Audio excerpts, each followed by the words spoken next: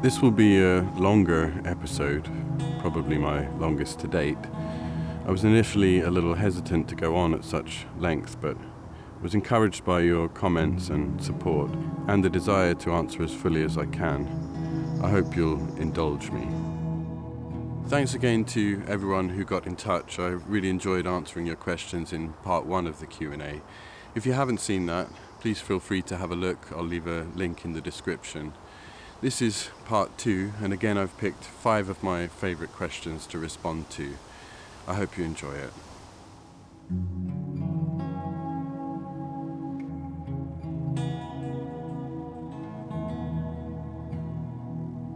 My initial instincts in responding to this question were to turn to horror fiction, or fiction that explores the darkest, most depraved corners of the mind.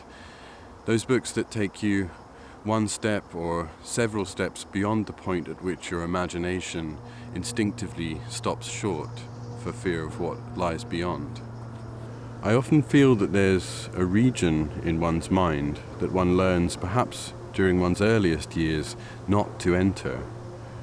I recall experimenting as a child, pushing myself to imagine the worst things I possibly could, and drawing suddenly back as though I had placed my hand on a hot stove, unwilling to push any further.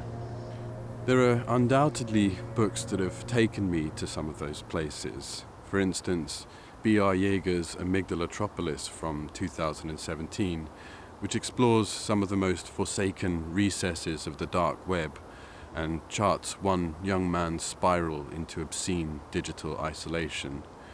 There are certain moments in Roberto Bolaño's 2666, of course in the part about the killings, but also in reference to the disintegration of the protagonist's mind in the part about Amalfitano. I also recall being peculiarly affected by the malevolent insistence of John Paget's The Secret of Ventriloquism. But for me, the book by which I've been most disturbed is not a horror novel at all, at least not in any traditional sense. That dubious honor would have to go to The Tartar Steppe by Dino Buzzati from 1940. That book disturbed me on a far more existential level than any horror novel has to date. The book concerns the life of Giovanni Drogo, a young officer who attends his first posting at the remote Fort Bastiani, which stands at the border of an expansive desert, where a regiment of aging soldiers guard against an enemy which may or may not exist. In fact, over time, it transpires that no one has ever, at least in living memory, caught sight of these elusive barbarians. But many of the soldiers hold on to the idea that they may at any time descend in great numbers to disrupt the peace. What I find so disturbing about the Tartar Steppe is the way in which we watch the slow shift in Drogo's temperament as he moves from a reluctance to accept the emptiness of his fate to an oblivious resignation to live out his days uncomplainingly, to shed, almost without noticing it, any notion of youthful hopefulness about what his life might have been. Gradually, his ties to the world, his hometown, his childhood love, his friends, loosen and grow more and more irrelevant until they are little more than a vague memory. More disturbingly still, I've always read the book's events as a metaphor for the incremental erosion that labour enacts upon one's life. Indeed, the book seems to have been inspired by labour, as Buzzati himself has commented. The idea of the novel came out of the monotonous night shift I was working at Corriere della Sera in those days. It often occurred to me that that routine would never end, and so would eat up my whole life quite pointlessly. For me, this evokes the fear that one will look back at one's life, played out under the fluorescent LED glare of offices, blank corporate non-spaces, and not even have the spirit left to ask, where did it all go? It is perhaps the most mundane and the most common kind of tragedy that can befall a person. And what makes it so disturbing is that it can happen so easily, and the fact that you may not even notice it when it does.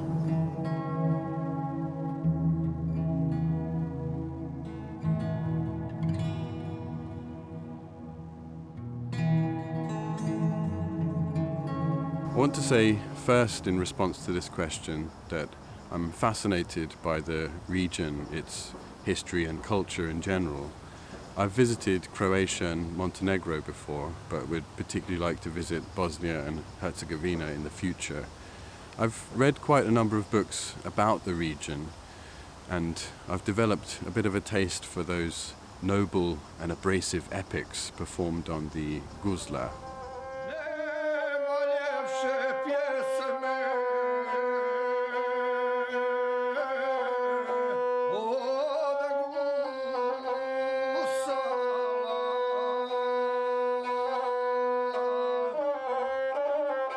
I love the ways in which the chromatic scales and the occasional microtones, as well as the style of singing, carry a very distinctly Eastern flavour, and that there exists in Europe a tradition of epic poetry that feels both ancient and alive, still being modified and added to today.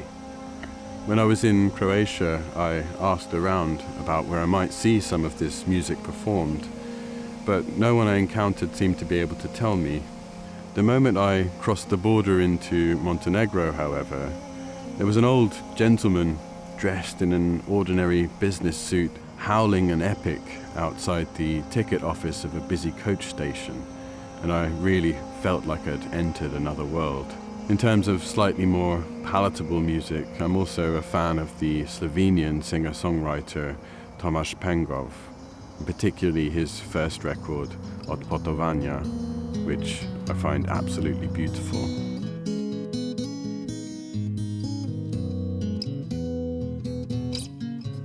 Cesta, zavetje nemirnih ljudi, izginja.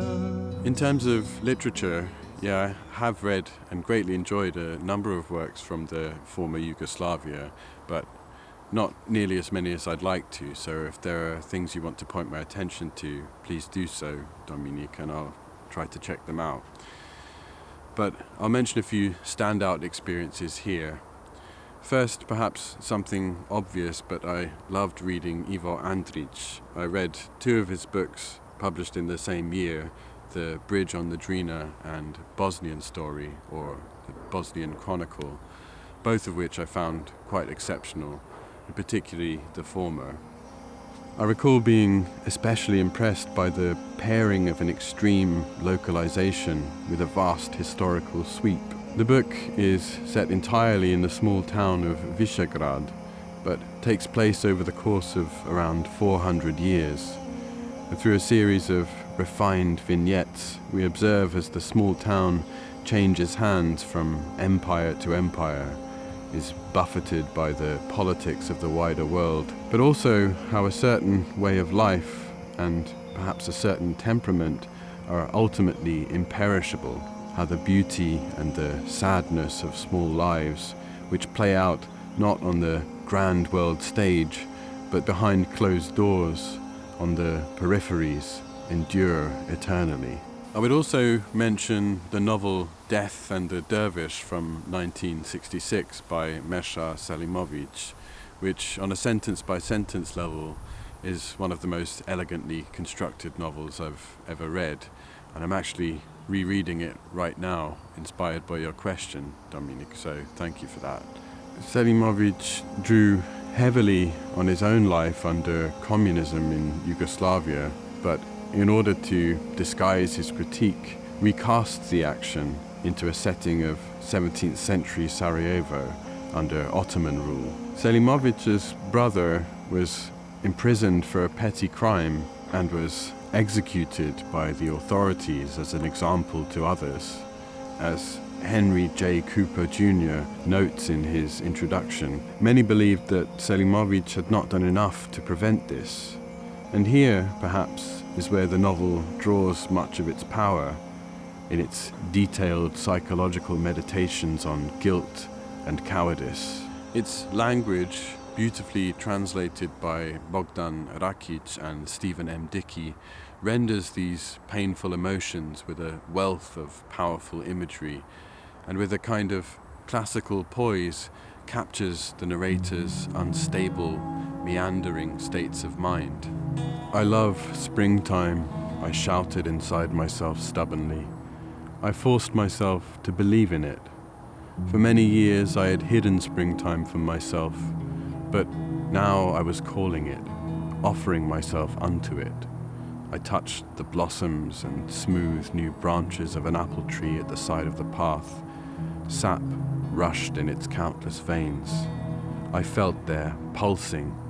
I wished that it would enter me through my fingertips, so that apple blossoms might sprout from my fingers and translucent green leaves from my palms, so that I would become the tender scent of fruit, its silent carelessness. I would carry my blossoming hands before my astonished eyes and extend them to the nourishing rain. I would be rooted to the ground, fed by the sky, renewed by the spring, laid to rest by autumn. How good it would be to begin everything anew, but there could be no new beginning. The enigmatic poetry collection Stone Sleeper by Mak Dizdar is one that I return to again and again, and each time its complex, recondite poems retain an enormous sense of mystery for me, but I also feel they possess a real power and beauty. The poems in Stone Sleeper emerge from Mak Dizdar's meditations on stečci, the medieval tombstones that are found mostly in Bosnia and to a lesser extent throughout the region as a whole. They are thought to have been erected by members of the Bosnian Church, which was accused of heresy by both the Catholic and Orthodox churches. Although all of this might sound somewhat esoteric, and while many of the poems necessitate some familiarity with the historical and religious contexts, Mak Dizdar reaches into this mausoleum of regional memory, imbuing it with breath and life, and calls upon it to answer eternal questions. As Dizdar says, "For hours I have stood among the stečci of this land, in their cemeteries scattered at the feet of ancient forests. Various symbols, the sun, twining plants, outstretched human hand, have entered into me from the huge tombstones. At night I have been assailed by notes scribbled in the margins of ancient books, whose lines scream question after question about the apocalypse. Then the sleeper beneath the stone comes to me, his lips open, limestone pale, and his dumb tongue speaks again. In him I recognize myself." The reference here is to the tombstone's beautiful decorations, their carvings of spirals, moons, suns, huntsman and quarry, depictions of the kolo, or circle dance. These ancient figures, hewn in stone, re-emerge, crystallized in a liminal condition between stasis and vitality in beautiful poems such as A Text About a Hunt. An underground water wakes from deepest sleep, breaks free and streams through a clear and glorious dawn, towards a distant river, towards a weary sea. Meekly tripping between the forest's golden green, the fawn will not stop until her course brings her to her spring, her source.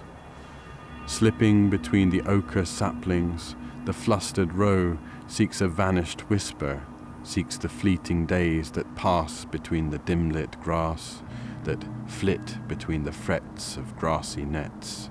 I see that stag beguiled by the eyes of the doe, entranced by her glance till sunset come, his limbs grow numb, his tread go red.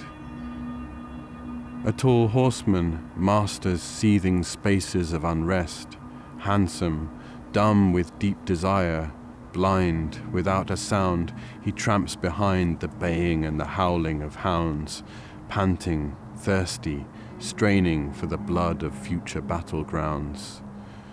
I see it all in a second, in this day's sun, as if with a glance of a hand, and I know that starveling, sparkling spring will never enter its distant delta, its gentle shelter.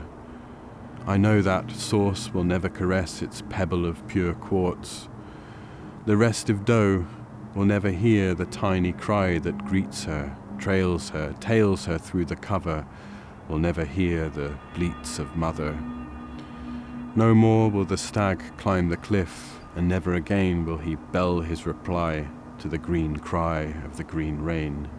Nor will the tall horseman, huntsman, splendid in his battle dress, amid the cavalcade and all its show, ever loose that battle arrow from his bended bow. For in that single instant, that split second, when wrapped in self, all were hunters and utterly alone. I, Grubach the hewer, did hunt these hunters down threads unseen. Them I writ with humble wit. Them I truly drew in the height, in the white of this stone.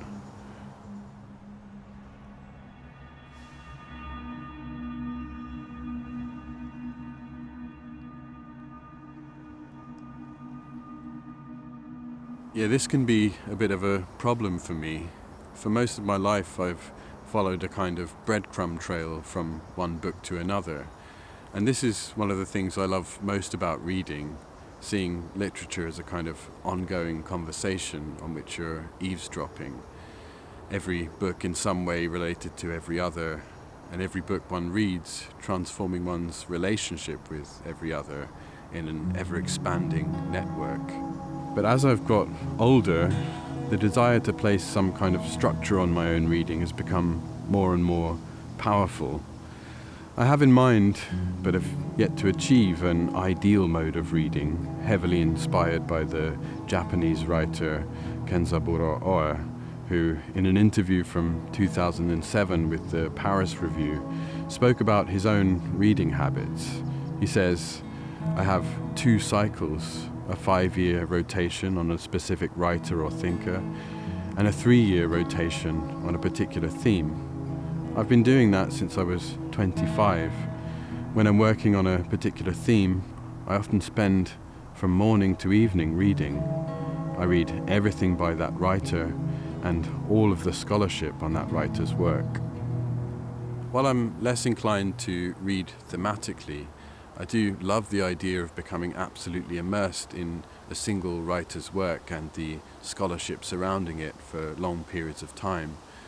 The problem is, I don't know ultimately if I'm that kind of reader as much as I want to be.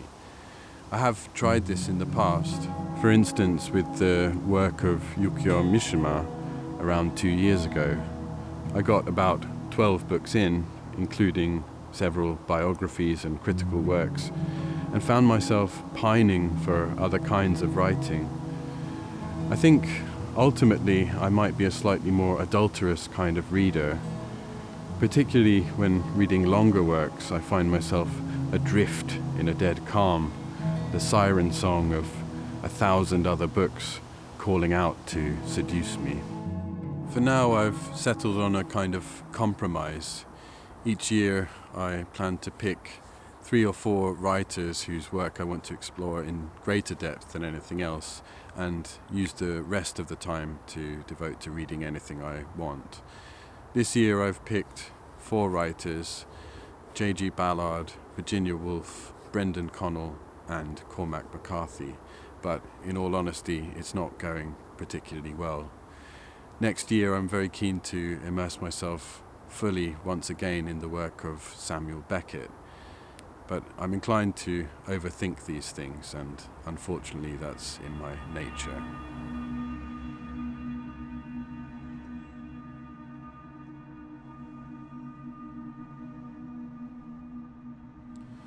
I'm sorry to have had to condense your long and eloquent email into such a short question, Sean, but I hope you understand.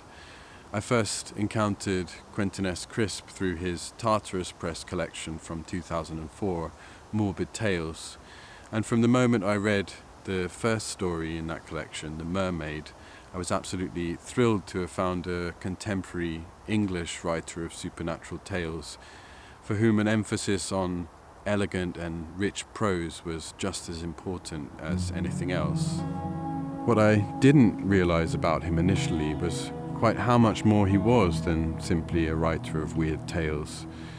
This became more and more apparent as I made my way through his published work, which includes poetry, notably English renderings of the tanka form, diaries and travel journals that also bear witness to the significant influence of Japanese literature on his writing. Primarily, according to the writer, Yukio Mishima at the earlier stages of his career, and then Nagai Kafu, who is another under-regarded writer in the English-speaking world. Quentin S. Crisp's study of Japanese language and literature is evident in several ways throughout his work, notably in his experimentations with the traditional I-novel form in books such as Shrike from 2008 or Erith from 2015. But it's also evident in deeper ways in his meditative and digressive writing style, which draws heavily on the Zuihitsu genre, which translates roughly as follow the brush, and is the idea of allowing the act of writing to direct one's thoughts and ideas. These influences, coupled with a kind of unimpeachably lugubrious, rainy Englishness, and often set against a backdrop of Larkin-esque mundane suburbia, make for a very unique mood and atmosphere in his work. What I love most about it, perhaps, is its patience. There is an unhurried pace about his writing that invites deep reflection, care, and attention. And attention, after all, as Simone Weil says, taken to its highest degree, is the same thing as prayer. And this state of deep contemplation is what one occasionally enters when reading his work. There's a certain preoccupation in his work that appeals to me enormously, and that's a fascination with the overlooked or unregarded. And this is something that we discussed in more detail when I interviewed Quentin on episode 21 of Sherd's podcast. It's also perhaps an echo of something that I find enormously appealing about Thomas Ligotti's work. And like Ligotti, he often explores those points at which the overlooked or the ignored converge with the areas of life we are very much afraid to look at, though he does this very much after his own fashion. This idea is particularly evident in what is probably my favourite among his publications, the novel from 2010, Remember You're a One Ball, which explores in an enormously unsettling manner the utter viciousness and brutality of which children are capable, as well as the cruelty that they themselves may suffer at the hands of society and the educational institutions that are supposedly there to protect them. As Justin Isis says in his introduction, one publisher rejected this book on the grounds that it was inhuman. It might be more accurate to say that Quentin S. Crisp is concerned with current aspects of humanity, particularly sexual dysfunction and institutionalized child abuse, that many would prefer to ignore and don't enjoy seeing represented in fiction without a protective lacquer of sentimentality and redemption. I know you've definitely read this one, Sean, and I loved your comparison to Dennis Potter's Blue Remembered Hills, which is something that left a huge scar on me as a child. But I also think you're right to suggest that this book cuts many layers deeper. To add a few other favourites quickly, I would mention The Fairy Killer from Defeated Dogs, which contains one of the most remarkable depictions of fairies I've ever encountered in literature, and The Two-Timer, also from Morbid Tales, which I've described before as a kind of highly upsetting, grotesque re-rendering of the children's TV show of the late 90s, Bernard's Watch, which I'll never be able to view in the same way.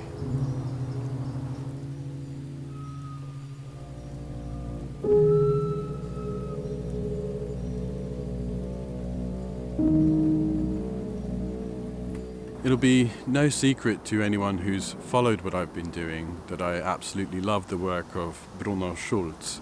And if you'd like to hear an in-depth discussion of his collection Cinnamon Shops, you can listen to episode 29 of Sherd's podcast. It's one of my favourites among the episodes that we recorded. And given that I've spoken at length about his work elsewhere, I won't go into too much detail here, but just a word on what I respond to most about his writing. Schulz is a writer whose imagery and luscious linguistic brilliance enables the reader to see the world entirely anew.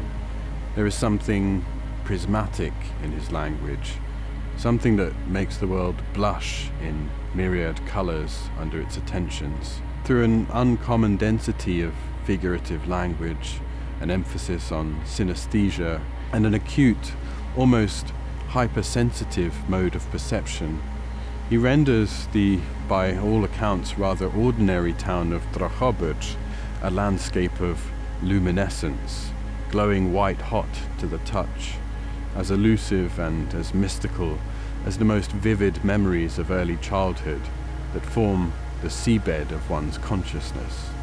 Schulz has an ability, unlike almost any other writer I've encountered, to reshape one's perceptive faculties, to return the reader through language to a state close to the intensity of childhood, to that state of profound feeling when the world or reality was just coming into focus, before it separated itself altogether, as it must in our society, from the imagination, from dreams, before it grew cold, rigid, and desaturated enough for adult life to begin. I'm not sure how she would feel about this comparison, but after reading Violetta Grzegorzewska's Swallowing Mercury, or Gugułę from 2014, I've come to view her as the inheritor of Schulz's mode of writing. Swallowing Mercury also focuses on the intense periods of childhood and adolescence. The book is highly autobiographical.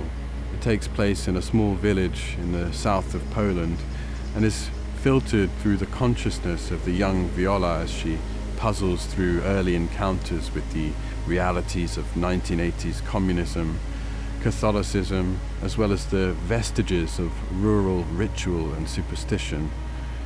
It's written with enormous beauty, gorgeously detailed evocations of the region and its landscape, as well as at times a dark and biting humour, and was one of the finest books I read last year.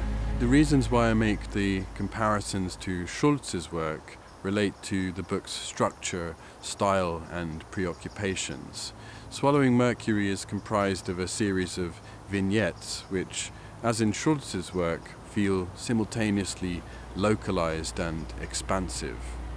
While less stylistically extravagant than Schulz, it nevertheless contains many passages that soar suddenly with lyrical grandeur. The most striking comparison, perhaps, is in the conjuring of the hyper-focus of the child's gaze, with its attendant emphasis on the specificity of objects. Objects that acquire enormous subjective significance, perhaps due to the inherent smallness of the world at such an age. Grzegorzewska's world is textured with, almost comprised of, small things, matchboxes, fruit, flowers, dolls, taxidermy, which seem to be that much more real than the abstractions, socialization, and allegiances of the wider world. It's also worth mentioning what separates it most strongly from Schulz's work, which is perhaps its distinctly feminine character. It becomes apparent through the novel that the young Viola is far less shielded from certain distinctly adult aspects of life, which encroach upon her sooner and more violently than they should any child. The sexual interest of older men is a painful reality that is not shied away from in certain rather harrowing sections of the book.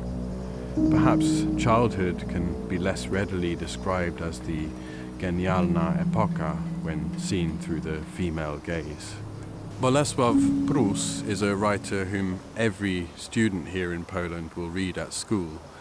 His novel Lalka, or The Doll, is one of the great classics of 19th century Polish literature, and it seems to me that it's criminally overlooked in the English-speaking world. To me, it's as fascinating as anything by Dostoevsky, Zola, or that other English writer whose name will not be mentioned on this channel. Though I'd read it before, this was a book that I reread upon arriving in Poland in order to situate myself in Warsaw, to allow, as I discussed in part 1 of the Q&A, the Warsaw of the imagination to superimpose itself on my surroundings. I would go walking in Łazienki Królewskie, imagining that I might spy Wokulski and Izabella in the incipient stages of their burgeoning courtship, or tried to find the spot on Krakowskie Przedmieście where Wokulski's shop would have been. I love its evocation of a Warsaw that, given the city's history, simply does not exist anymore. It's also absolutely fascinating on the subject of class, and particularly the relationship between the Szlachta, or nobility, and the emerging merchant class. It's hard to overestimate how beloved the book is here. It has almost the status of myth, and I would encourage anyone unfamiliar with Poland's offerings to the 19th century to give it a try. I'll mention a few more writers here briefly. I have a soft spot for some poems by Czesław Miłosz, especially those I read in the original with my former Polish teacher. Doleszczyny and To stand out for me in particular. It was incredibly exciting to be engaging with poetry in a language that I still find enormously challenging to this day, and to feel like I could really get something out of it. I particularly loved being able to notice some of the influences of American verse on his work. I've talked about him on the channel before, but Andrzej Stasiuk is another writer whose unique and inimitable style I admire very much. And I should also mention the great horror writer Stefan Grabiński, who is yet another author I'd like to cover in more detail at some point in the future, perhaps when it feels right, maybe in the depths of winter. In the meantime, you can read my short review of Demon Ruchu, or The Motion Demon, published in Przekrój a few years ago. I'll leave a link in the description. There are many more Polish writers I could talk about, but I'll leave it at that for now. Thanks so much once again to everybody who got in touch to ask a question. I'm sorry if I didn't answer yours, but the good news is I enjoyed making these so much that I hope to do another one at some point in the future. If you enjoyed the video, please consider subscribing to the channel. It really means the world to me. Thanks so much for watching, and I'll see you next time.